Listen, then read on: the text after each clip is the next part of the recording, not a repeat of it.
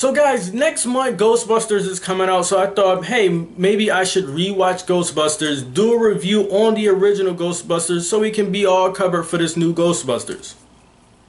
That is if you're really going to see it. So guys, I like to be honest right out front in my reviews. After seeing the first two trailers that has been released for the new Ghostbusters, I am prepared to not like this new Ghostbusters movie. So Ghostbusters is a 1984 film starring Bill Murray, Dan Aykroyd, and Harold Ramis. All three of them work at a university. When they lose their job at this university, they decide to hunt down ghosts and hunters and catchers, pretty much the Ghostbusters that is in the title. The plot is pretty much simple here.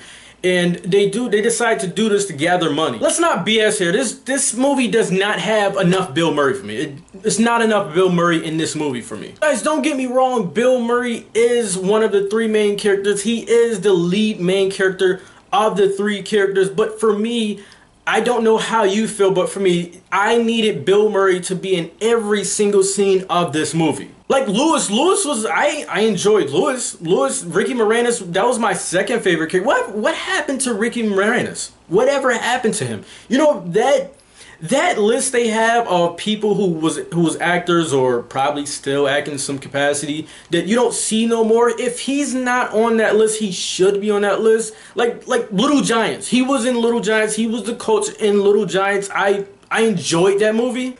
I probably did more Ricky Moranis talk those last few seconds than anyone did the last 10 years.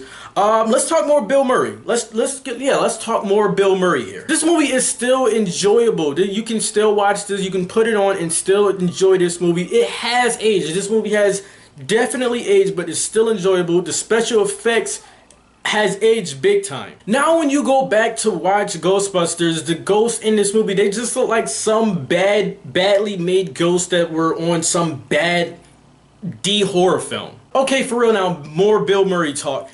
Everyone in this movie was good. The chemistry of our three, but end up being four Ghostbusters, but the main three, it was good.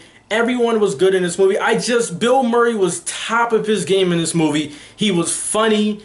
He was a bit of a ladies' man. He was just cool. I just needed Bill Murray to be in every single scene of this movie for me. Now this movie is rated PG, but some of the curse words they use in this movie was a lot for a PG movie, maybe PG-13.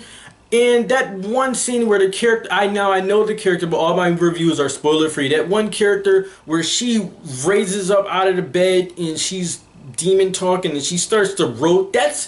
To a kid, that's pretty creepy. This movie cannot be PG-13 at the least. There's this one scene that when I went back and watched this movie, the ghost was in a taxi. He was driving a taxi. He looked like the skeleton or whatever it is from that TV show Tales of the Crypt that was in that 90s TV show. This movie has one of the best theme songs ever in a movie. You may have never seen Ghostbusters, but you know the theme song to Ghostbusters.